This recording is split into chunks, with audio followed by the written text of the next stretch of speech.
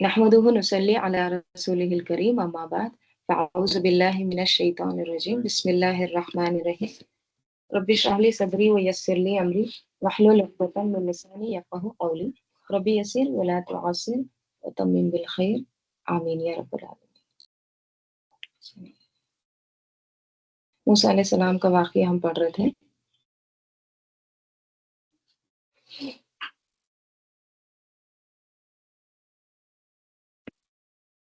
آیت نمبر 20 تک ہم دیکھ چکے. وَإِن لَمْ تُؤْمِنُوا اور اگر موسیٰ علیہ السلام ہی کہہ رہے ہیں اور اگر لم تؤمنوا نہیں تم مانو گے لی مجھ کو یا میری بات کو فاعتزلونی تو چھوڑ دو مجھ کو. اگر تم مجھے نہیں مانتے ہو یعنی ایمان نہیں لاتے ہو تو پھر مجھے میرے حال پر چھوڑ دو. ٹھیک ہے, میں جہاں جانا چاہتا ہوں مجھے جانے دو. پھر کیا کہا؟ فدعا ربہ بس اس نے پکارا ربہ اس کے رب کو. موسیٰ علیہ السلام نے اپنے رب کو پکارا. ٹھیک ہے, اس موقع پر موسیٰ علیہ السلام نے اپنے رب کو پکارا. ان ہؤلاء قوم کہ ہؤلاء قوم یہ قوم مجرمون مجرم ہے کہ یہ قوم مجرم ہے. اب اللہ تعالیٰ سے یہ دعا کر رہے ہیں. کون؟ موسیٰ علیہ السلام. ٹھیک ہے, کہ موسیٰ علیہ السلام نے ان سے کہا کہ اگر تم لوگ میری نبوت پر ایمان نہیں لاتے تو مجھے میرے حال پر چھوڑ دو, یعنی مجھے ایذا مت پہنچاؤ, تکلیف مت دو. لیکن جب ہر ممکن کوشش کرنے کے باوجود آل فرعون ان کی بات نہیں مانی, ٹھیک ہے, یہاں تک کہ انہیں قتل کرنے کی بھی ٹھان لی, تو موسیٰ علیہ السلام نے پھر دعا کی. ٹھیک ہے, اس کا دیکھیے دعا کا نا ذکر اس میں بھی آتا ہے. سورہ یونس میں بھی اللہ تعالیٰ فرماتے ہیں آیت نمبر 88 اور 89 اے ہمارے رب بے شک تو نے فرعون اور اس کے سرداروں کو دنیا کی زندگی میں بہت سی زینت اور اموال عطا کیے ہیں. اے ہمارے رب تاکہ وہ تیرے راستے سے گمراہ کرے. اے ہمارے رب ان کے مالوں کو مٹا دے اور ان کے دلوں پر سخت گرہ لگا دے, بس وہ ایمان نہ لائیں یہاں تک کہ دردناک عذاب دیکھ لیں. فرمایا بلا شبہ تم دونوں کی دعا قبول کر لی گئی, بس دونوں ثابت قدم رہو. تو یہاں بھی کیا فرما رہے ہیں؟ یہاں بھی اللہ تعالیٰ کے آگے دعا کر رہے ہیں کہ یہ تو اب مجرم قوم ہے. ٹھیک ہے, اور دیکھیے جو یوم الحساب پر ایمان نہیں رکھتا ہے نا تو اس سے ہر طرح کی شر کی توقع کی جا سکتی ہے, کیونکہ اسے کسی چیز کا ڈر ہی نہیں ہوتا, کسی پکڑ کا, کسی حساب کا, سزا کا, مصیبت کا, کچھ بھی نہیں ڈر رہتا اس کو. رائٹ, لہٰذا وہ کیا کرتا ہے؟ وہ شر کی کوئی بھی صورت اختیار کر سکتا ہے. اسی لیے خاص طور پر اس کا ذکر کرتے ہیں اور اللہ کی پناہ مانگتے ہیں. ٹھیک ہے, اور یہاں پہ دیکھیے یہ بات بھی یاد رہے کہ یہ نہیں تھا کہ فرسٹ اٹمپٹ میں ہی موسیٰ علیہ السلام نے ایسی دعا کی. ٹھیک ہے, انہوں نے مطلب اپنی طرف سے پوری کوشش کی. ٹھیک ہے, ہر طرح سے ان کو سمجھایا, لیکن جب ان کو لگا کہ حالات اب درست نہیں ہو سکتے, ٹھیک ہے, تو اس وقت انہوں نے دعا کی. ٹھیک ہے, تو یہ کبھی بھی اس کا مطلب یہ نہیں سمجھنا ہے کیونکہ یہاں پہ پورا ڈیٹیل نہیں آیا ہے. ٹھیک ہے, یہاں پہ موسیٰ علیہ السلام کا واقعہ ڈیٹیل نہیں ہے. اللہ تعالیٰ کہتے ہیں کہ فَأَسْرِ بِعِبَادِي لَيْلًا, بس تو لے چل. اسرا کہتے ہیں رات کے سفر کو. ٹھیک ہے, رات میں سفر کرنے کو اسرا کہتے ہیں. اب یہاں پر کیا ہے؟ بس تو رات کے وقت سفر کر بھی عبادی میرے بندوں کے ساتھ. لیلن بھی آیا. اسرا میں خود بخود رات کے معنی آتے ہیں, لیلن تو رات ہی ہے. تو یہ دونوں معنی, دونوں کیوں الفاظ آئے ہیں؟ اسرا کہتے ہیں رات کا ایک پورشن, رات کا ایک حصہ. ٹھیک ہے, لیلن کیا ہوتی ہے؟ پوری رات ہوتی ہے. لیکن اسرا ہوتا ہے رات کا ایک حصہ. ٹھیک ہے, مطلب ایک مقررہ, اس کا ایک پیس آف نائٹ. ٹھیک ہے, تو مطلب وہ ایک خاص وقت میں نکلو. ٹھیک ہے, تو فَأَسْرِ بِعِبَادِي لَيْلًا, تو لے چل میرے بندوں کو لیلن رات کے وقت, انکم بے شک تم متبعون کیا ہوں گے؟ تم پیچھا کیے جاؤ گے, یعنی تمہارا پیچھا ہوگا. اس میں مفعول. ٹھیک ہے, وَاتْرُكِ اور کیا کہا جا رہا ہے؟ چھوڑ دے. کس کو؟ البحر سمندر کو. کس طرح چھوڑ دے؟ رحون ساکن. بس اور تو چھوڑ دے سمندر کو ساکن, یعنی جیسا ہے وہ ویسے ہی چھوڑ دو. انہم جند مغرقون، بے شک وہ جند لشکر ہے، مغرقون غرق ہونے والے. ٹھیک ہے، دیکھیے یہاں بھی اسم المفعول ہے مغرق. اب کیا ہوا، یہاں پوری تفصیلات نہیں ہے جیسے کہ میں بتائی ہوں، تفصیلات آپ پیچھے پڑھ چکے ہی ہیں کہ موسیٰ علیہ السلام نے بنی اسرائیل کو لے کر نکل گئے وہاں سے تو رات کے وقت. ٹھیک ہے، جب پہنچے تو پیچھے سے فرعون بھی پہنچ گیا، اور پھر بنی اسرائیل دیکھ رہے تھے، ڈر رہے تھے کہ وہ تو اب پکڑے گئے. جس کا دیکھیے سورہ شعراء میں بھی اللہ تعالیٰ فرماتے ہیں، موسیٰ علیہ السلام نے کہا ہرگز نہیں، میرا پروردگار میرے ساتھ ہے، وہ مجھے راستہ بتائے گا. ٹھیک ہے، قال کلا ان معی ربی سیہدین. ٹھیک ہے، تو اس وقت ہم نے موسیٰ علیہ السلام کی طرف وہی بھیجی کہ اپنی لاٹھی دریا پر مارو، تو دریا پھٹ گیا اور ہر ایک ٹکڑا یوں ہو گیا کہ گویا بڑا پہاڑ ہے. سورہ شعراء، سورہ قصص اور سورہ طٰہٰ میں ایک دم ڈیٹیل میں موسیٰ علیہ السلام کا واقعہ آیا ہے. ٹھیک ہے، یہاں پہ ایک طرح سے مختصر طور پر بتایا گیا ہے. اب کیا ہوا کہ موسیٰ علیہ السلام کو یہ کہا گیا کہ تم اس پر سمندر پر عصا مارو اپنا. ٹھیک ہے، تو موسیٰ علیہ السلام نے عصا مارا. ٹھیک ہے، اب عصا مارنے کے بعد راستہ بن گیا اور بنی اسرائیل وہ سمندر کو پار کر گئی. اب پیچھے تو راستہ ہے نا، اور پیچھے سے بنی اسرائیل بھی آ رہی ہے، تو اب یہ انسان کو ایک ڈاؤٹ ہو سکتا ہے نا کہ کہیں وہ آ کے ہم کو وہ راستے سے ہی پھر سے ہم کو پکڑ نہ لے. تو موسیٰ علیہ السلام ایک طرح سے کیا ہونے لگے کہ پھر سے دوبارہ اگر میں سمندر پر عصا ماروں گا تو کیا ہوگا، وہ واپس دوبارہ مل جائے گا. ٹھیک ہے، تو یہاں پہ اللہ تعالیٰ کہہ رہے ہیں کہ وَاتْرُكِ الْبَحْرَ، یعنی تم چھوڑ دو اس کو، سمندر کو. کس طرح سے، رہون، جیسا رہون کہتے ہیں نرم رفتار سے چلنا. ٹھیک ہے، اور سمندر کا سکون پذیر ہونا، یعنی جیسا سکون پذیر ہے اس وقت سمندر اس کو ویسے ہی رہنے دو، یہ کہا جائے پرسکون. ٹھیک ہے، تو کیا سمجھ میں آ رہا ہے کہ سمندر پھٹ گیا اور بنی اسرائیل پار کر گئے. تو پار ہونے کے بعد اللہ تعالیٰ نے فرمایا کہ تم سمندر کو ایسے ہی چھوڑ دو، تم لوگ کہیں لہروں کو پھر سے واپس جوڑنے کی کوشش نہ کرو، دوبارہ ایسا نہ مارنا، رائٹ، کہ وہ پانی اکٹھا ہو جائے، راستے کو ایسے ہی رہنے دو. یہ کیوں کہا اللہ تعالیٰ نے؟ اسی لیے کہا کہ موسیٰ علیہ السلام کو ڈر تھا کہ اگر راستہ ایسے ہی رہا تو فرعون پھر سے آ جائے گا وہاں بھی. ٹھیک ہے، لہٰذا بہتر ہے کہ اس راستے کو بند کر دو، جو الگ الگ ہو گئے ہیں نا ان کو جوڑ دو. تو اللہ تعالیٰ نے فرمایا کہ نہیں، اس کی ضرورت نہیں ہے، اس کو کھلا ہی چھوڑ دو، ویسے ہی رہنے دو. اور انہم، وہ تو جو ہے پیچھے آ رہے ہیں نا، وہ کیا ہے، جند مغرقون، وہ تو غرق ہونے ہی والے ہیں. آپ ذرا تصور کریے کیا منظر ہوگا، کس طرح کا سین ہوگا. سمندر پر اگر آپ کبھی گئے ہوں گے تو آپ نے دیکھا ہوگا کہ سمندر ایک لمحے کے لیے بھی چین نہیں پاتا، ہر وقت اس میں ابال آتے رہتا ہے، ٹھاٹے مارتے رہتا ہے. کہاں یہ کہ سمندر رک جائے. وَاتْرُكِ الْبَحْرَ رَهْوًا، تو یہ ساری اللہ تعالیٰ کی پلاننگ تھی.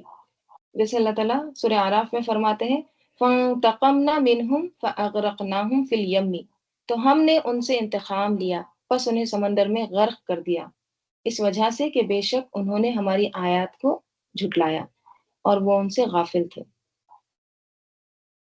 اس کے تعلق سے دیکھیے ہم ابھی احادیث بھی پڑھ چکے ہیں، عاشورہ گزرا.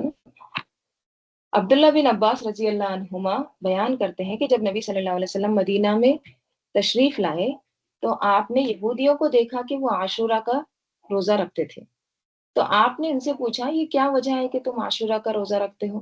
تو انہوں نے کہا کہ یہ اچھا اور بابرکت دن ہے، یہ وہ دن ہے کہ جس میں اللہ تعالیٰ نے بنی اسرائیل کو ان کے دشمن سے نجات دی تھی. تو یہ وہی دن تھا، کون سا، عاشورہ کا. ٹھیک ہے، لہٰذا موسیٰ علیہ السلام اس دن روزہ رکھتے تھے.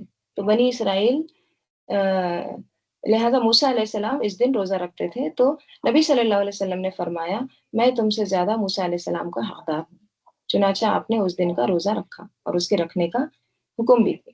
ٹھیک ہے، تو پھر اللہ تعالیٰ نے ان سب کو کیا کیا، غرق ہونے والا لشکر بنا دیا. انہم جند مغرقون. ٹھیک ہے، دیکھیے ان کا حال یہ کیوں ہوا پیچھے بھی ایک آیت گزری نا، بل ہم فی شکی یلعبون، بلکہ وہ تو شک میں ہے، یلعبون کھیل رہے ہیں. آخرت کا یقین نہ ہونا، شک ہونا. اصل میں شک کیا ہوتا ہے؟ ڈاؤٹ. ڈاؤٹ انسرٹن، مطلب یقین نہیں ہونا. اب دیکھیں کسی چیز کا اگر یقین نہیں ہے تو ہماری تیاری کیسی ہوتی ہے؟ مثلا آپ کو یقین ہو کہ مہمان آنے والے ہیں آپ کے گھر پر، تو آپ کا رویہ کیا ہوگا؟ مثلا آپ کی بچی کو دیکھنے کے لیے مہمان آ رہے ہیں، بتا دیا انہوں نے کہ ہم آنے والے ہیں، تو جب آپ کو پکا یقین ہے کہ وہ آ رہے ہیں تو آپ کی تیاری کس طرح سے ہوتی ہے؟ اگر آپ کو وہی کہا جائے کہ ہم ہے نا دیکھیں گے، وہاں سے ہم گزر رہے ہیں، دیکھیں گے آپ کے پاس ہوا تو ہم آئیں گے، تو پھر تیاری کیسی ہوتی ہے؟ آدھی تیاری ہوتی ہے. اسی طرح جن لوگوں کو آخرت کے بارے میں شک ہے یا قرآن کے بارے میں شک ہے تو ان کی زندگی اور طرح کی ہوتی ہے. اس میں آخرت کی تیاری کچھ نہیں ہوتی، سارا فوکس دنیا ہوتا ہے. ٹھیک ہے؟ جس کو جتنا یقین ہو کہ آخرت آنے والی ہے، حساب کتاب مجھے دینا ہے، اس کا رویہ بالکل بدل جاتا ہے. وہ اپنے ایک ایک لمحے کی حفاظت کرتا ہے کہ مجھے بیکار چیزوں میں وقت نہیں گزارنا ہے. اس کے برعکس بامعنی با مقصد مجھے زندگی گزارنا. دیکھیے اگر آخرت نہیں ہوتی ہاں، اور سب کو دنیا میں ہی اپنے کیے کا پھل مل جاتا، تو جو رائٹس کی جو لسٹ ہے وہ کہاں تک جائے گی؟ اور کتنا بھی اگر سوچ لے تو اس کو اس کے ایفرٹس کا پورا بدلہ مل ہی نہیں سکتا دنیا میں. فرعون نے لاکھوں بچوں کو قتل کیا، تو اس کا اگر دنیا میں ہی اس کا صلہ دے دیتے ایک موت، تو یہ انصاف ہوتا؟ یہ اس کی سزا ہو سکتی تھی کیا؟ نہیں. تو دنیا میں کسی کو اس کا جو وہ اچھا کرتا ہے تو وہ بھی اس کو پورا ایفرٹ اس کا نہیں ملتا ہے، اس کے ایفرٹس کا بدلہ نہیں مل سکتا ہے. اور وہ اگر برا کرتا ہے تو بھی اس کو زیادہ سے زیادہ کیا ملے گا؟ ایک موت. لیکن جہنم میں کیا ہے؟ ایک موت، مرے گا یا مرنے پر ہوگا، سکن نکالی جائے گی، اس کی دوسری سکن دوسری کھال لگا دی جائے گی، پھر اس کو سزا دی جائے گی، پھر اس کو. تو یہ کیا ہے؟ وہاں پر انصاف ہے، وہاں پر عدل ہے. آخرت دراصل دنیا کا ایک طرح سے جوڑا ہے، اس کا عدل ہے. وہ اہل مکہ کیوں نہیں مانتے تھے؟ آخرت پر یقین نہیں تھا نا، بل ہم فی شک یلعبون. تو ان کی سرکشی کے توڑ کے طور پر کہ دیکھو تم سے بھی زیادہ سرکش لوگ گزرے ہیں. اسی لیے نا موسیٰ علیہ السلام کا اور فرعون کا ذکر قرآن میں بہت زیادہ آتا ہے، اور خاص طور پر مکی کی صورتوں میں، کیونکہ اہل مکہ خود کو کیا سمجھتے تھے؟ بڑی چیز سمجھتے تھے. تو وہی بتایا جا رہا ہے. اب لیکن ہوتا کیا ہے آگے؟ کم ترکو، کم کتنے ہی ترکو وہ چھوڑ گئے، من جنات و عیون، باغات میں سے اور چشموں میں سے. کتنے ہی وہ چھوڑ گئے باغات اور چشمے. اور یہ کم جو ہے یہ استفہامیہ نہیں ہے، خبریہ ہے. یعنی اللہ تعالیٰ یہ نہیں پوچھ رہے کاؤنٹ کرو ذرا کتنے چھوڑ کے گئے، نہیں. اللہ تعالیٰ کہہ رہے ہیں، جواب دے رہے ہیں، خبر دے رہے ہیں کتنے ہی چھوڑ کے گئے وہ باغات اور چشمے. ہم ایسے کہتے ہیں نا کتنا چھوڑے، آپ کو پتا ہے اس طرح سے. تو یہ جو ہے نا، تو اللہ تعالیٰ کہہ رہے ہیں کہ انہوں نے کتنے باغات کتنے چشمے چھوڑ گئے. ایک باغ نہیں تھا، جنات تھے، ملٹیپل، بے شمار پارکس. آج بھی دیکھیے ترقی یافتہ شہروں کی پہچان کیا ہوتی ہے، علامات کیا ہوتی ہیں؟ بڑے بڑے جو شہر ہوتے ہیں تو ایک طرف تو ان کی ایک ترقی رہتی ہے، ٹھیک ہے، خود ان کی ایک رونقیں ہوتی ہیں، بڑے بڑے مارکیٹس ہوتے ہیں. دوسری طرف کیا ہوتا ہے؟ پارکس ہوتے ہیں. پارکس میں بھی ایک ان کے عیون ہوتے ہیں، چشمے ہوتے ہیں، پانی کے فوارے ہوتے ہیں، رائٹ. چشمہ واٹر فال کا انتظام کیا جاتا ہے. اور یہ کسی بھی شہر کی خوشحالی اور ترقی کی علامت ہوتی ہے کہ ایک طرف وہ مادی اشیاء کی بھی فراہمی ہوتی ہے ان کو، اور دوسری طرف وہاں کے لوگوں کو دل بہلانے کے لیے باغات اور چشمے، پانی یہ عیش عشرت کا سامان وغیرہ، تفریح کے مواقع بہت ہوتے ہیں، اٹریکشنز بہت ہوتے ہیں، رائٹ؟ ان باغات کو دیکھ کر تم کو کبھی ایسا لگا ہے کہ یہ جو باغات کے لگانے والے ہیں، ان کو جو یہاں پر آباد کیے تھے، وہ سارے لوگ کہاں گئے؟ باغات تو ہیں، چشمے تو ہیں، لیکن یہ لوگ کہاں چلے گئے؟ کم ترکم من جنات و عیون، بعض تو باغات بھی چلے جاتے ہیں، وہ بھی نہیں رہتے۔ تو کہا جا رہا ہے کہ دیکھو اہل مکہ یہ اتنے بڑے بڑے لوگ تھے، ٹھیک ہے، خاص خطاب اہل مکہ، پھر تمام سننے والوں کو، تو ان کی یہ ساری چیزیں کہاں چلی گئی؟ یہ لوگ کہاں چلے گئے؟ Right؟ اور کیا تھے؟ وَزُرُوعٍ وَمَقَامٍ کریم، زراعت، کھیتیاں، وَمَقَامٍ اور مقام، کریم، عمدہ، ایک دم اچھے اچھے مقام، مقام یعنی قیام کی جگہ کو بھی کہتے ہیں مقام۔ تو کتنی ہی کھیتیاں اور مقام کریم یعنی شاندار ایک طرح سے ان کے محل، وہ بھی دیکھو کتنے چھوڑ کے گئے ہیں۔ مقام کریم یعنی ایک دم ان کے بڑے بڑے ریسیڈنٹس، 7 اسٹار، اوکے، 5 اسٹار جگہ ان کے ریسورٹس وغیرہ۔ وَنَعْمَةٍ كَانُوا فِيهَا فَاكِهِينَ، وَنَعْمَةٍ اور نعمتیں، کانو وہ تھے، فیہا اس میں، فاکہین عیش کرنے والے، خوش ہونے والے، یعنی وہ سامان عیش جس میں وہ مزے کر رہے تھے، کتنے چھوڑ کے گئے۔ کذالک وَأَوْرَثْنَاهَا قَوْمًا آخِرِينَ، کذالک اسی طرح، وَأَوْرَثْنَاهَا ہم نے وارث بنایا، قومًا آخرین کس کو بنایا؟ دوسری قوم کو، ٹھیک ہے، دوسرے لوگ جو بنی اسرائیل مال ان کی جائیداد چھوڑ کے گئے تھے، پھر دوسرے لوگ آئے اور اس کے وہ کیا بن گئے؟ وہ وارث بن گئے، یعنی ان جگہوں کے، جیسے اللہ تعالیٰ سورہ اعراف میں فرماتے ہیں، اور ہم نے ان لوگوں کو جو کمزور سمجھے جاتے تھے اس سرزمین کے مشرقوں اور اس کے مغربوں کا وارث بنا دیا، جس میں ہم نے برکت رکھی ہے، اور تیرے رب کی بہترین بات بنی اسرائیل پر پوری ہو گئی، اس وجہ سے کہ انہوں نے صبر کیا، اور ہم نے برباد کر دیا جو کچھ فرعون اور اس کے لوگ بناتے تھے، اور جو عمارتیں وہ بلند کرتے۔ اور سورہ شعراء میں بھی اللہ تعالیٰ فرماتے ہیں، تو ہم نے انہیں باغوں اور چشموں سے نکال دیا، اور خزانوں اور عمدہ جگہ سے ایسے ہی ہوا، اور ہم نے ان کا وارث بنی اسرائیل کو بنا دیا۔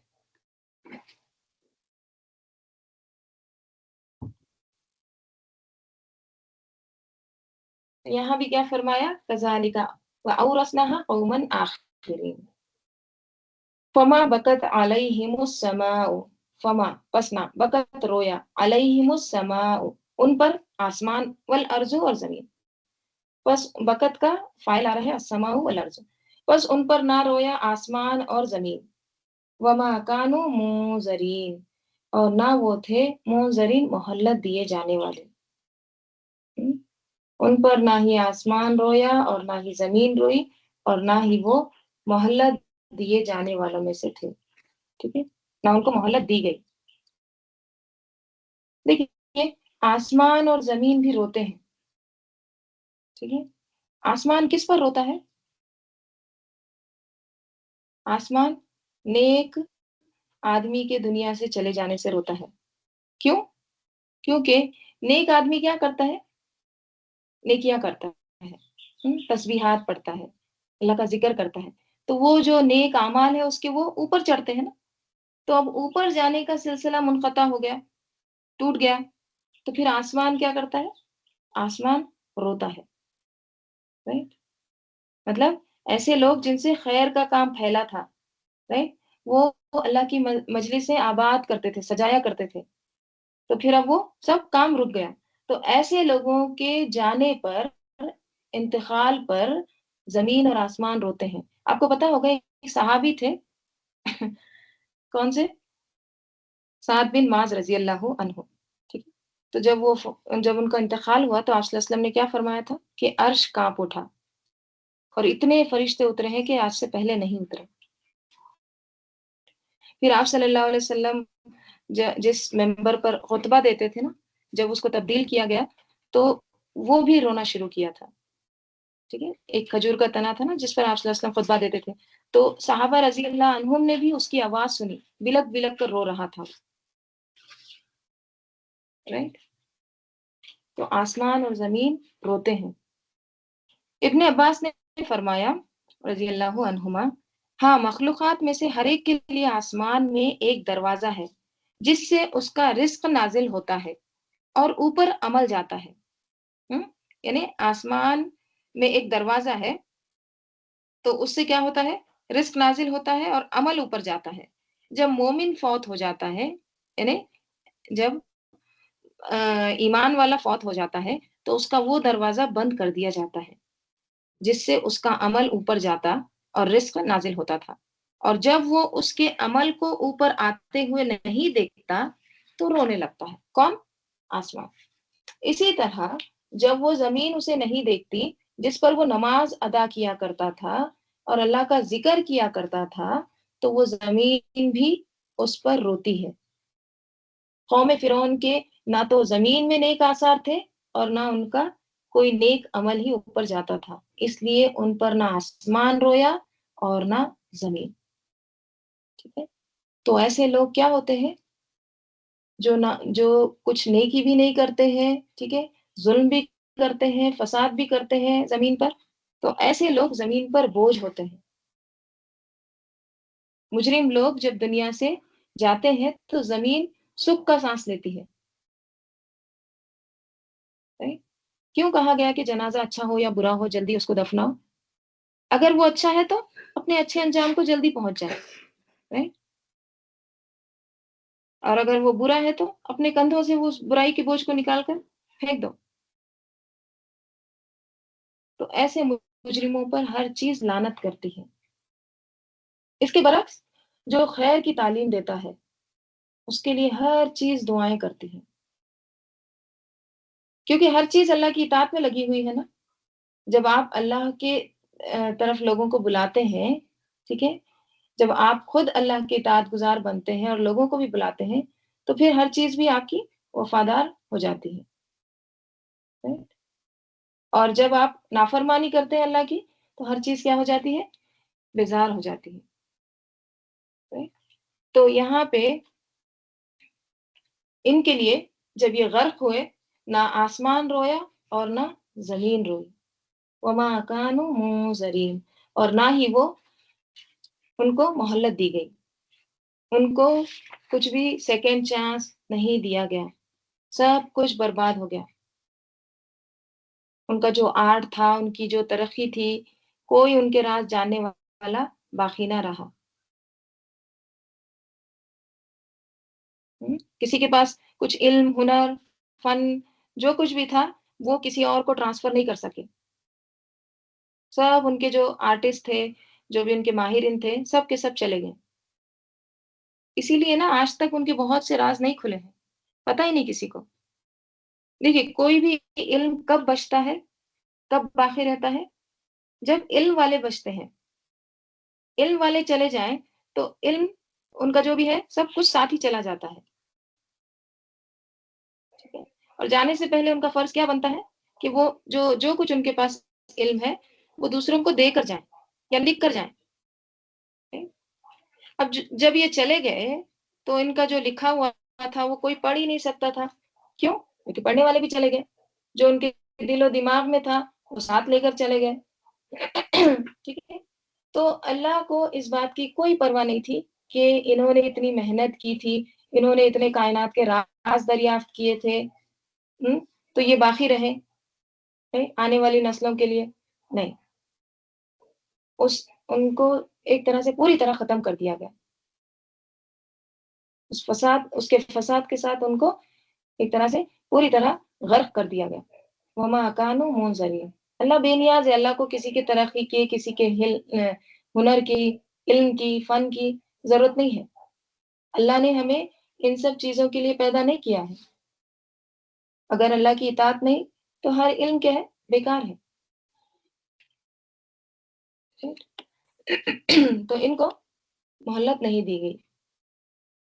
وَلَقَدْ نَجَّيْنَا بَنِي إِسْرَائِيلَ، اور ضرور یقیناً ہم نے نجات دی بنی اسرائیل کو۔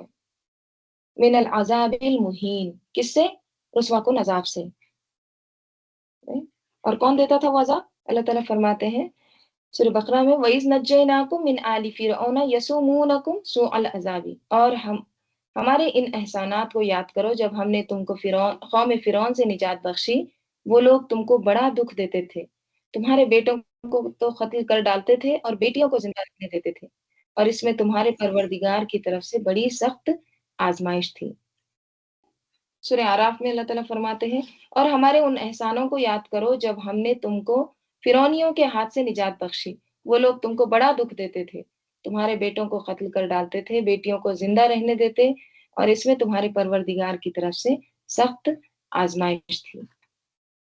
ٹھیک ہے، تو یہاں بھی کیا کہا گیا کہ ہم نے تم کو بچایا، یعنی بنی اسرائیل کو کس سے؟ رسوا کن، مہین، توہین والے عذاب سے۔ اور وہ عذاب کس کی طرف سے تھا؟ من فرعون، فرعون کی طرف سے، یعنی خود فرعون کیا تھا؟ عذاب تھا ان کے لیے۔ انہو، بے شک وہ، یعنی فرعون، کانا، وہ تھا، عالین، عالین یعنی ایک دم خود کو اعلیٰ سمجھنے والا، ٹھیک ہے، من المسرفین، اسراف کرنے والوں میں سے، یعنی وہ بہت ہی زیادہ ایک طرح سے جو مسرف ہے اس میں اعلیٰ تھا، یعنی تمام مسرفین کا لیڈر تھا، ٹھیک ہے، تمام سرکشوں کا ایک طرح سے وہ کیا تھا؟ لیڈر تھا۔ تو یہاں پہ کہا جا رہا ہے کہ بے شک وہ تھا عالین من المسرفین۔ وَلَقَدْ، اور ضرور یقیناً، اخترناہم، ہم نے اخترنا، خیر دیکھ کر چننا، ٹھیک ہے، کسی کو سلیکٹ کرنا کہ کیا دیکھ کر؟ اس میں خیر دیکھ کر، اخترناہم، ہم نے چن لیا ان کو، کس کو؟ بنی اسرائیل کو، علی علم، علم کی بنا پر، علی العالمین، تمام جہانوں پر۔ اللہ تعالیٰ کہہ رہے ہیں بے شک، البتہ یقیناً، بے شک ہم نے بنی اسرائیل کو ان کے علم کی بنا پر ہم نے چن لیا تمام جہان والوں پر۔ اب یہ علی علم جو ہے نا، یہ کیا چیز ہے؟ علی علم کے معنی کیا ہے؟ اسے دو معنی لیے گا، یہ کس علم کے بارے میں ہے؟ ایک تو اللہ کے علم کی بنا پر بنی اسرائیل کو چنا، دوسرا بنی اسرائیل کے علم کی بنا پر، ٹھیک ہے، دونوں معنی یہاں پر آتے ہیں۔ بنی اسرائیل کے پاس کون سا علم تھا؟ دین کا علم تھا، رسول تھا نا ان کے پاس۔ ان کے مقابلے میں فرعون کے پاس کون سا علم تھا؟ دنیا کا علم تھا۔ دنیا کا علم انتہائی ترقی کے باوجود اس کو بچا نہیں سکا، ہر لحاظ سے انہوں نے اپنے آپ کو ایک طرح سے مضبوط کر رکھا تھا، اور اس کے مقابلے میں بنی اسرائیل تو ایک مظلوم قوم تھی، ان کے پاس دنیا کا علم نہیں تھا، وہ تو ان کو سیکھنے پڑھنے بھی نہیں دیتے تھے، تو پھر ان کے پاس کون سا علم تھا؟ دین کا۔ وہ جیسے تیسے بھی تھے، دین پر قائم تھے، تو اللہ نے ان کو چنا اور فرعون کو ڈبو دیا۔ تو اس میں کیا سبق ہے؟ اللہ کو سرکشی پسند نہیں ہے، تکبر پسند نہیں ہے، دنیاوی علوم پر غرور کرنا اور دنیاوی علم حاصل کر کے اپنے آپ کو بڑی چیز سمجھنا اور اللہ کی نافرمانی کرنا، یہ اللہ کو ناراض کرتا ہے۔ یعنی ایک شخص ہائیلی ایجوکیٹڈ ہے دنیاوی اعتبار سے، اور انتہائی سرکش ہے، متکبر ہے، اس کا اللہ کے یہاں کوئی مقام نہیں ہوگا۔ اس کے برعکس ایک شخص جس کے پاس کوئی دنیا کی بڑی ڈگری نہیں ہے لیکن اللہ کا تقویٰ ہے، مسکین سا انسان ہے لیکن دیندار ہے، اس کا مقام اور بڑائی زیادہ ہے اللہ کے پاس۔ تو تکبر جو ہے وہ ہر برائی کی جڑ ہے۔ کیوں؟ کیونکہ دیکھیے اسی سے غصہ آتا ہے، اسی سے حسد ہے، جھوٹ ہے، اسی سے سب بلائیں جنم لیتی ہیں۔ اور فرعون تو تھا ہی عالین، سب سے اعلیٰ، کس میں؟ اسراف میں، تو پھر کیسی کیسی خرابیاں نہیں ہوں گی اس کے پاس۔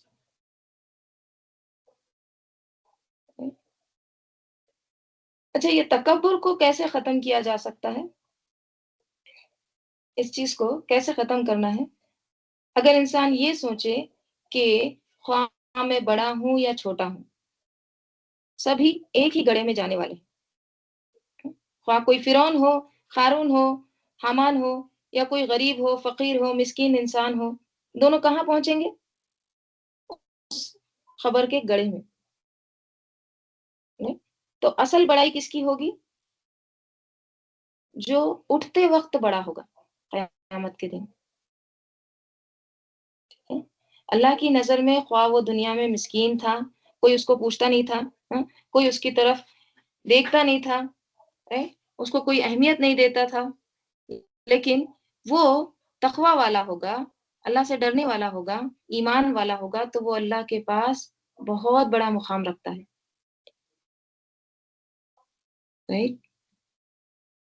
جیسے وہ ایک حدیث بھی آتی ہے نا، ابو ہریرہ رضی اللہ عنہ روایت کرتے ہیں، کتنے ہی لوگ ایسے ہیں جو غبار آلود بکھرے بالوں والے پرانے کپڑوں میں ہوتے ہیں، لوگ ان کو دروازوں سے دھتکار دیتے ہیں، ان کی کوئی بات نہیں سنتا، نہ ان سے رشتہ کیا جاتا ہے، نہ ان کو اہمیت دی جاتی ہے، لیکن اگر وہ اللہ پر قسم کھا لیں تو اللہ ان کی قسم کو پورا کر دے. اگر وہ اللہ پر قسم کھا لے مطلب کیا؟ یعنی وہ اگر اللہ سے کوئی دعا مانگے یا قسم کھا لے تو اللہ ان کی بات کو رد نہیں کرتا. کس بنا پر؟ ایمان اور تقوی کی بنیاد پر. تو ضروری نہیں ہوتا کہ کوئی شخص دنیاوی اعتبار سے بہت اثر رکھتا ہے اور ہر کوئی اس کی بات سنتا ہے، وہ ایک طرح سے لوگوں کی نظروں میں بہت جچتا ہے تو وہی اللہ کے یہاں بھی بہت بڑا مقام پاتا ہے. نہیں، اصل بڑائی آخرت کی بڑائی ہے. ٹھیک ہے، اس لیے ہم کو کیا کرنا چاہیے؟ ہم کو لوگوں کی نظروں میں اپنا مقام تلاش کرنے کی ضرورت نہیں ہے کہ لوگ مجھے کیا سمجھتے ہیں، لوگ میرے بارے میں کیا کہتے ہیں، مجھے کیسے کیسے یاد کرتے ہیں. یہ کبھی بھی ہمیں نہیں کرنا ہے، لوگوں کی نظروں میں اپنا مقام کبھی بھی تلاش نہیں کرنا ہے. کیونکہ دیکھیں، جو یاد کرتے ہیں آپ کو، جو آپ کے بارے میں باتیں کرتے ہیں، وہ تو چلے جائیں گے دنیا سے. جو بھی آپ کی تعریفیں ہوتی تھی وہ سب ختم ہو جائیں گی. اصل بڑائی کیا ہے؟ جو اللہ کے پاس باقی رہے، جو اللہ قبول کرے. ٹھیک ہے، وہ اصل میں اللہ کے پاس بڑا مقام ہو. تو اللہ نے فرعون کو اور آل فرعون کو ڈبو دیا، اور اس کے مقابلے میں کس کو چنا؟ بنی اسرائیل کو. کس بنا پر؟ علی علم، علم کی بنا پر. اور وہ کون سا علم تھا؟ دین کا علم. اور دوسرا معنی اس کے کیا کیے گئے ہیں؟ ایک تو بنی اسرائیل کا علم، دوسرا اللہ کا علم. ٹھیک ہے، اللہ کو معلوم تھا کہ کس کو چننا ہے. ٹھیک ہے، اللہ کو پتہ ہے کون قابل ہے، کس کو چننا چاہیے، کس کو نہیں چننا چاہیے. تو اللہ نے اپنے علم کی بنا پر بنی اسرائیل کو چنا. اللہ کو معلوم تھا کہ بنی اسرائیل آل فرعون سے زیادہ مستحق ہیں اور یہ فضیلت ملی ان کو، بنی اسرائیل کو. تو اللہ کے علم کی بنا پر اللہ نے ان کو چنا. اور اللہ کو یہ بھی پتا تھا کہ بنی اسرائیل بگڑ جائیں گے بعد میں آگے چل کے. اس کے باوجود اللہ تعالیٰ نے ان کو چنا، ان کو موقع دیا. وہ آتے ہی نہ ہوں، اور ہم نے دیا ان کو، کس کو؟ بنی اسرائیل کو، من الآیاتی، نشانیوں میں سے، ما فیہ، جو اس میں، بلاء مبین، آزمائش تھی، مبین کھلی. یعنی ہم نے انہیں نشانیاں دی تھی جن میں کھلی آزمائش تھی. نشانیاں، آزمائش کیسے بنی؟ ان کو بہت ساری اللہ تعالیٰ نے نعمتیں دی تھی. ٹھیک ہے، ایک طرح سے یہاں پہ نشانیاں نعمتوں کے بھی معنی میں آ رہی ہے. یعنی ان کو نعمتیں ایک طرح سے ان کی آزمائش بن گئی، جیسے من سلوہ اتارا ان کے لیے، اور بہت ساری نعمتیں ان کو دی تھی. تو یہ نشانیاں، آزمائش کیسے بنی؟ جب اللہ تعالیٰ کسی کو ایسے معجزات دکھاتا ہے، ٹھیک ہے، آؤٹ آف وے جا کر، ٹھیک ہے، اس کی مدد کرتا ہے، وہ اس کے لیے کیا ہو جاتا ہے؟ اس کے لیے امتحان بھی بن جاتا ہے. کس طرح سے؟ کہ وہ اس نعمت کی کتنی قدر کرتا ہے، کتنا قدردان ہے. تو ہم نے ان کو نشانیاں دی، نعمتیں دی، اور وہ ایک طرح سے اس میں ان کے لیے کیا تھی؟ کھلی آزمائش تھی. اِنَّ، بے شک، ہؤلاء لیقولون، بے شک یہ، یعنی یہ لوگ، لیقولون، ضرور وہ کہتے ہیں. اب اہل مکہ کی طرف پھر سے بات آ گئی ہے. کیا کہتے ہیں؟ ان ہی الا، نہیں ہے یہ، इल्ला मगर मौततुना हमारी मौत, ठीक है, मौतता से ये मुजाफ मुजाफ है, मौततुना नहीं है ये मगर हमारी मौततुनल ऊला पहली मौत, ठीक है, हमारी पहली मौत। इन और इल्ला हसर के लिए आते हैं, यानी ये तो बस हमारी पहली बार ही मौत है, यानी पहली बार ही मरना है हमको। वमा नहनु बिमुनशरीन, और देखिए माँ और बा ज़ायदा है यानी ताकीद है, और हरगिज नहीं हम मुनशरीन हम उठाए जाने वाले। नशरा में मैं इससे पहले आपको बताई थी कि तीन माने आते हैं, एक जिंदा करना, दूसरा उठना, तीसरा फैलना, ठीक है, यानी हम हरगिज नहीं जिंदा होने वाले हैं, हम हरगिज नहीं उठने वाले हैं, और हम हरगिज नहीं फैलने वाले हैं दोबारा, ठीक है। जो पहली मौत थी जो हमको दुनिया में आई, अब वही हमारी आखिरी है, इसके बाद अब कोई हमारी दुनिया भी नहीं है और कोई मौत आएगी भी नहीं, ठीक? हम उठेंगे भी नहीं। तो क्या कहा जा रहा है, फातू बस ले आओ, बी आबाइना हमारे बाप दादा को, तुम स्वादिकीन अगर हो तुम सच्चे। अच्छा, अगर तुम सच्चे हो तो हमारे बाप दादा को ले आओ। तुम बोल रहे हो ना दोबारा उठेंगे आखिरत में, दुनिया में ही करके बता दो हमको। अब अल्लाह ताला इनको एक और मिसाल से समझा रहे हैं, ठीक है। क्या हम खैरुन ये बेहतर है, अम या कौम तुब्बाइन या कौम तुब्बा, क्या ये बेहतर है, ये अच्छे हैं या कौम तुब्बा, वल्लज़ीना और वो लोग मिन क़ब्लिहिम उनसे पहले, यानी जो पहले इनसे पहले जो गुजरे हैं वो लोग, अहलकनाहुम हमने हलाक किया उनको, इन्नहुम बेशक वो कानू वो थे, मुजरिमीन मुजरिम बेशक वो सब मुजरिमीन थे, ठीक है। अब यहाँ पर अल्लाह ताला क्या कह रहे हैं, अल्लाह ताला यहाँ पे कह रहे हैं कि क्या ये लोग बेहतर हैं या कौम तुब्बा, ठीक है। अब ये कौम तुब्बा क्या है, ठीक है, मैं आपको थोड़ा सा मैप बता देती हूँ कौम तुब्बा किधर आता है। ये जो है ना ये तुब्बा की कौम, ये असल में ये थे यमन के लोग, ठीक है। ये लोग क्या कहेंगे, कबीला हिमियर के बादशाह थे, ठीक है। और ये दरअसल क्या था, देखिए यमन के बादशाहों का लक़ब था। लक़ब क्या होता है, टाइटल। जैसे देखिए जैसे हर कंट्री का जो एक बादशाह होता है उसको हम क्या कहते हैं, प्रेसिडेंट, ठीक है। तो ये प्रेसिडेंट क्या है, ये लक़ब है, ठीक है, ये लक़ब है। तो इसी तरह यमन के जो बादशाह होते थे ना तो उनका लक़ब होता था क्या, तुब्बा। ईरान के बादशाहों का लक़ब क्या होता था, ईरान के बादशाह को क्या कहा जाता, किसरा। रोम के बादशाह को क्या कहा जाता, कैसर। मिस्र के बादशाहों को क्या कहा जाता, फिरौन। हबशा के बादशाह को क्या कहा जाता, नजाशी। नजाशी पर्सन का नाम नहीं था, ठीक है, वो जो बादशाह था उसका नाम तो असहमा था, ठीक है, असहमा स्वाद से। लेकिन जो उनका जो टाइटल होता था ना, जो वहां के प्रेसिडेंट जो होते हैं ना उनको क्या कहा जाता, उनका जो टाइटल होता लक़ब होता हबशा के बादशाह का, नजाशी, राइट। तो यमन के बादशाह को क्या कहते थे, तुब्बा, ठीक है। तो यहाँ पर यही है, और ये जो तुब्बा थे, ठीक है, ये बादशाह जो थे ये कब आए थे, ये 115 कब्ल मसीह, ठीक है, 115 कब्ल मसीह यानी ईसा अलैहिस्सलाम की पैदाइश से 115 साल पहले, ठीक है। आप सल्लल्लाहु अलैहि वसल्लम और ईसा अलैहिस्सलाम के दरमियान कितने साल का गैप है, तकरीबन 600 साल का, ठीक है। और ये उससे 115 से 115 साल पहले इनका एक तरह से गलबा था, ठीक है। यहाँ पे इब्ने कसीर में इनके बारे में थोड़ा सा तफसीर देखते हैं कि क्या है। हिमियर यानी अहले सबा, और ये जो है ना ये अहले सबा इन्हीं में से थी, जो मलिका सबा थी ना वो इन्हीं में से थी, ठीक है, ये तुब्बा की ही कौम में से। हिमियर यानी अहले सबा अपने हर बादशाह को तुब्बा के लक़ब से मौसूम करते थे, जैसे ईरान के बादशाह को किसरा। ये मैं सारी चीजें आपको बताई हूँ, ठीक है। इत्तेफाक की बात यह है कि एक तुब्बा यमन से निकला, यानी एक तुब्बा यानी एक बादशाह यमन से निकला। देखिए यमन किधर है, आप है ना ये दो चीजों का आप जानते हैं, मक्का, ठीक है, और मदीना, مدینہ کہاں ہے؟ یہاں پہ، ٹھیک ہے. یہ دو چیزیں ہم کو پتا ہے نا تو ہم تھوڑا بہت سمجھ سکتے ہیں کہ کدھر ہے یہ. تو اگر مکہ کے نیچے اگر آپ جائیں گے تو آپ کو ملے گا یمن، ٹھیک ہے، جو سنا کا علاقہ تھا جہاں سے ابراہا نے حملہ کرنے کا وہ سارا پلان کیا تھا نا، سنا. یمن کدھر ہے؟ یہاں پہ، ٹھیک ہے.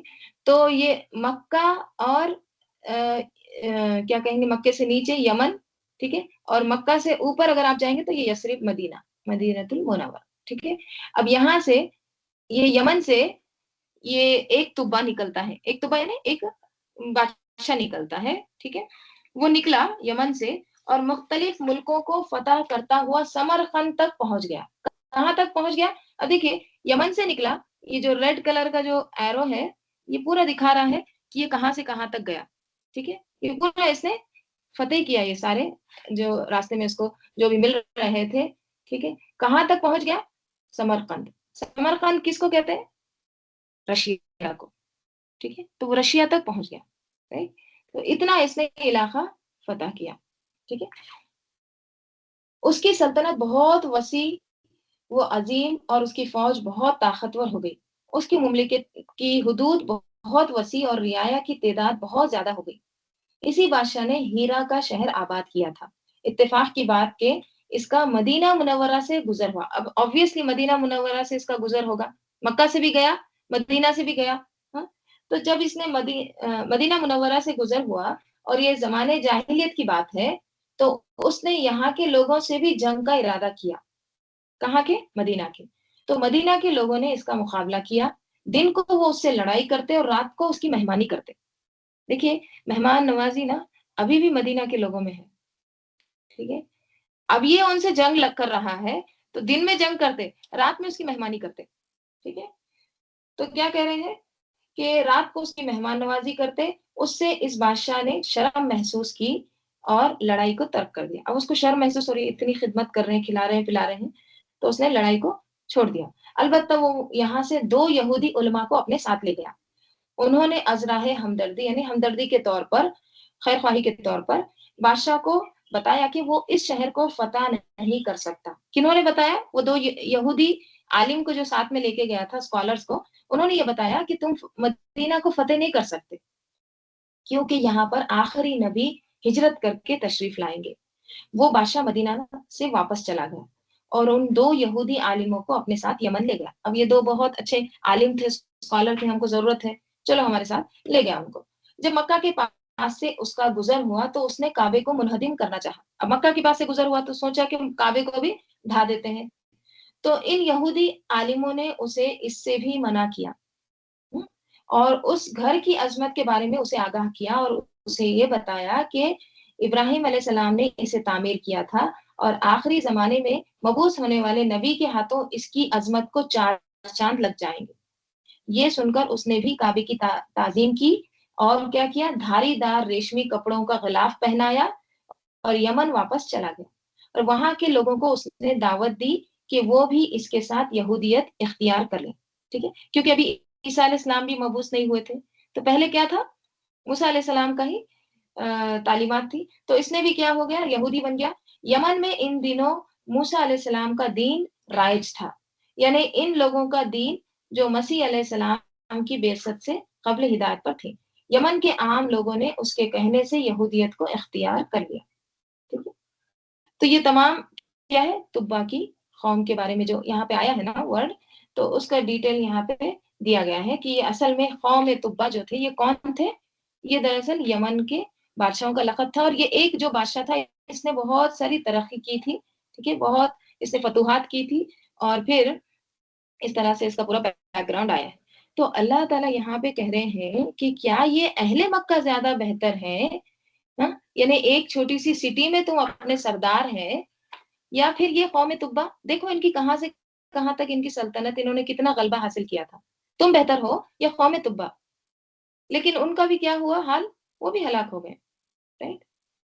اور والذین من قبلہم اہلکناہم انہم کانوا مجرمین، اور وہ لوگ جو ان سے پہلے ہوئے ہم نے انہیں ہلاک کر دیا اور یقیناً وہ کیا تھے؟ وہ مجرم لوگ تھے، ٹھیک ہے. اور دیکھیے یہ جو قوم تبا کے بارے میں نا، عرب لوگ نا اپنے شاعری میں ان کے بارے میں ان کے قصے وغیرہ بیان کرتے تھے. مطلب ان کی جو عظمت تھی نا، ان کی جو تعظیم، ان کی صلاحیتوں کے بارے میں یہ عرب لوگ اپنی شاعری میں اس کا ذکر کرتے تھے، تو ان کو پتا تھا. ٹھیک ہے، تو اللہ تعالیٰ کہہ رہے ہیں کیا یہ بہتر ہے یا پھر قوم تبا. لیکن ان کا بھی حال کیا ہوا، سب جو مجرم تھے نا سب کو ہم نے ہلاک کر دیا. ٹھیک ہے، سب ختم ہو گئے.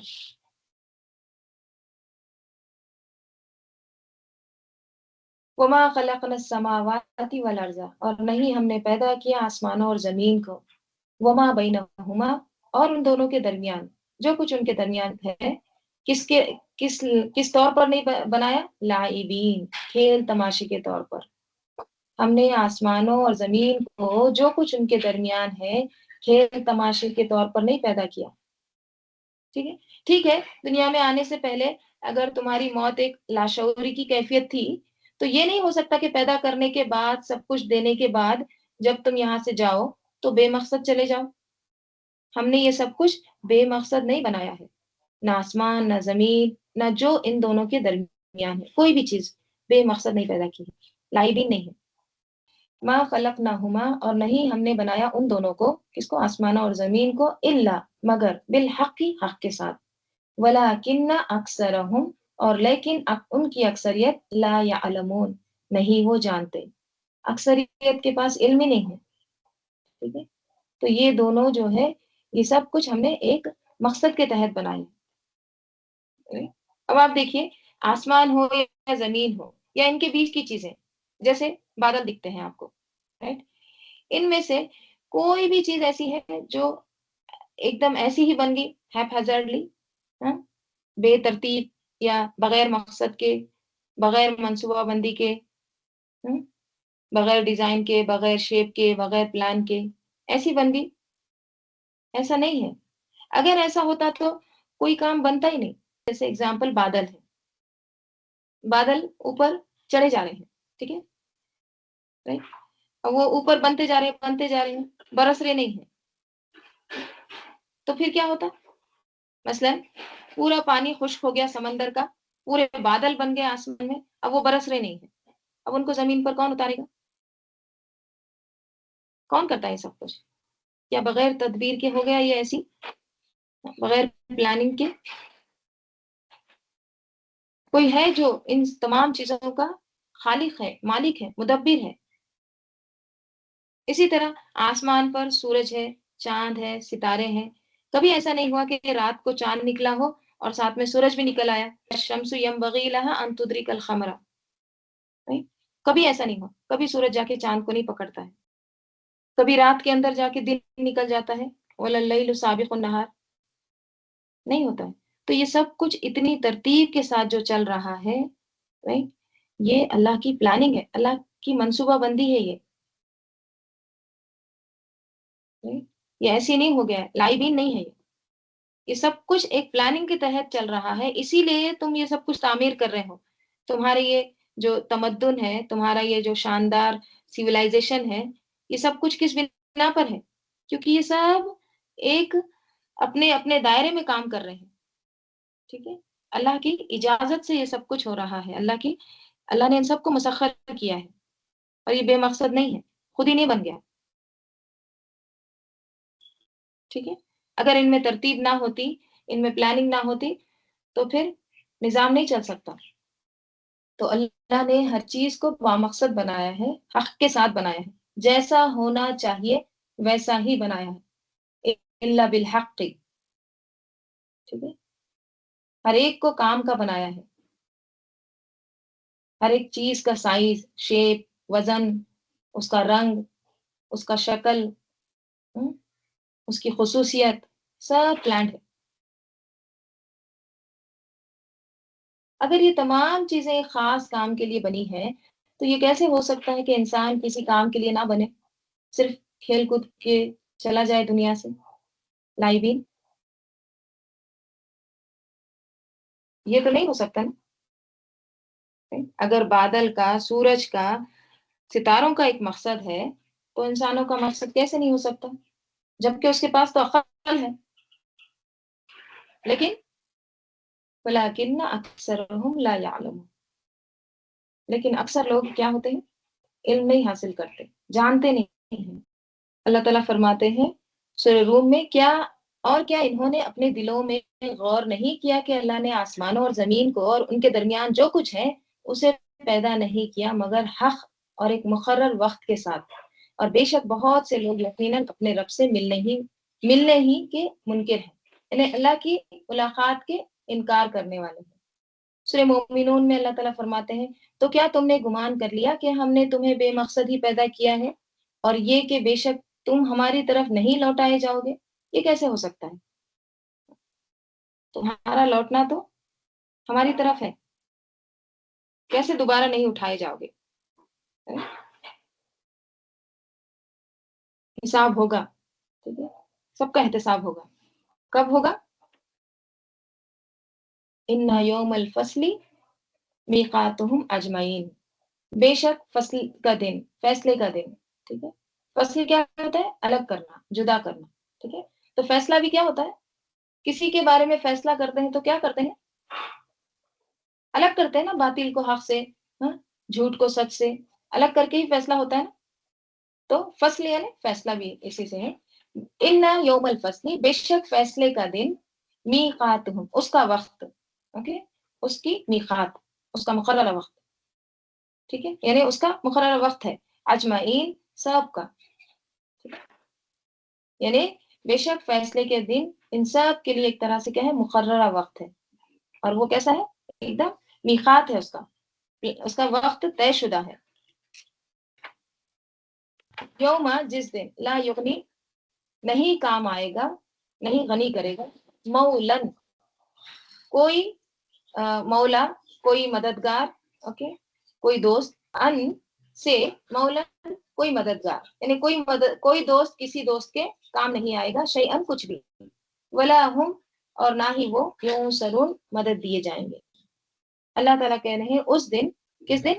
قیامت کے دن، کوئی دوست، مولا کون ہوتا ہے؟ مولا یعنی وہ دوست، قریبی دوست جو ہر وقت ساتھ دیتا ہے، قریب ترین تعلق رکھنے والا، خواہ وہ دوست ہو یا رشتہ دار ہو، کوئی بھی ہو، جو بھی آپ کا قریب ترین ہے نا، ایک دم کلوز، وہ بھی اس دن کام نہیں آئے گا۔ لا یغنی مولا عن مولا شیئا ولا هم ینصرون، کوئی دوست کسی دوست کے کچھ کام نہیں آئے گا، ولا هم ینصرون، اور نہ ہی وہ مدد دیے جائیں گے، ان کو کسی طرح کی مدد بھی نہیں ملے گی،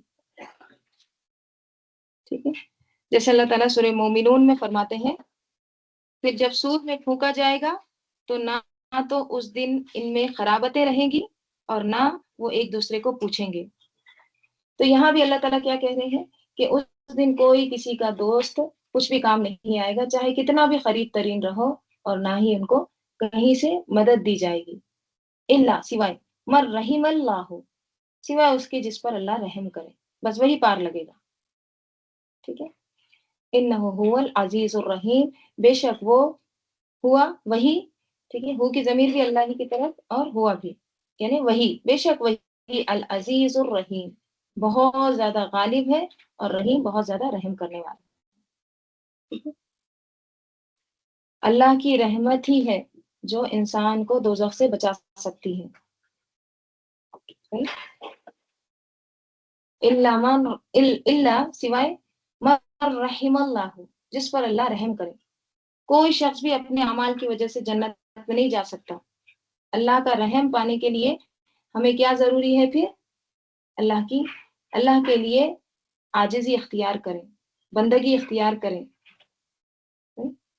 دیکھیے، جب تک عاجزی اختیار نہیں ہوتی ہے نا، جب تک بندہ مٹتا نہیں ہے، تو پھر اس کے اندر وہ جو تکبر ہے وہ نہیں جائے گا، اور جب تک تکبر نہیں جائے گا تو ساری برائیاں ختم نہیں ہوگی۔